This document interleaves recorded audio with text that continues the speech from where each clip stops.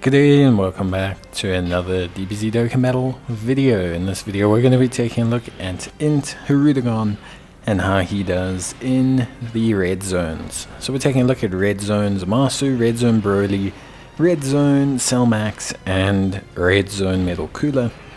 INT Hirudegarn does great in pretty much all of them, obviously Broly being an outlier both for him and Goku. We'll talk about it a little bit, but yeah.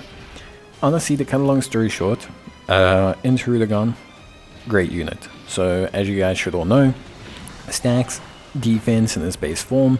Really solid unit for the first 5. Well, I say solid, great, exceptional unit for the first 5 turns. Loses a little bit of his buff, but at that point you can transform him into his perfect form, and there he looks very menacing. Now, of course, you don't have to transform him straight away. You could stack defense a lot longer, and we'll talk about that a little bit when it comes to obviously the other stages. But the big thing with INT Hirudegarn is when he does transform, if he can dodge, he can't be hit. Basically, he starts out with a 70% dodge chance once transformed, and he gains 10% per dodge.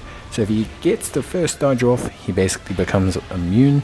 Then after 3 dodges, he's guaranteed to dodge at the start of the next turn, which gives him an 80% evasion again, and basically triggers a recurring loop of him being invincible. So realistically, once he gets that first dodge, he practically, for all intents and purposes, becomes unhittable, which is pretty good. So in any event that dodge is enabled, Cellmax, Zamasu, Metal Cooler, you're going to see an exceptional performance. And all of these videos you're seeing here, you're seeing exactly that.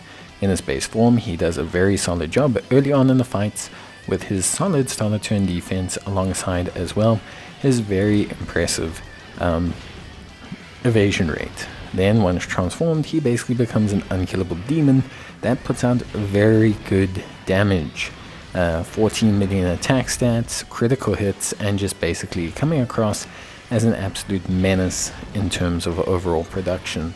So realistically speaking, he's great, and personally for me, I find him to be probably one of the best red zone units. Like, if the event has evasion, he is essentially unkillable, and I find it to be really laughably good in so many different scenarios. And his transformation is probably one of the most effective transformations in the game.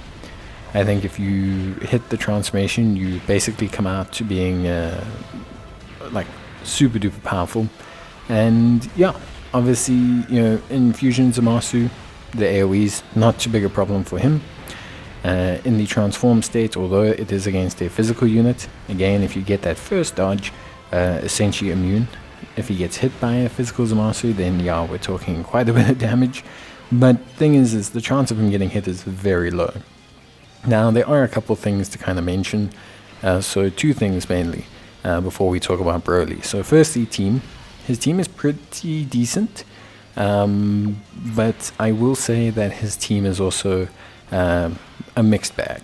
Like, this team I'm running here could do all of these events pretty nicely, with a little bit of help, sometimes with a bit of items, especially in the Zamasu fight. You need items not for Hirudegarn, more for the rest of the team, which isn't a bad thing. The team, great on damage. His leader skill, pretty solid. Movie bosses coverage, transformation boost, giving him kind of everything you need.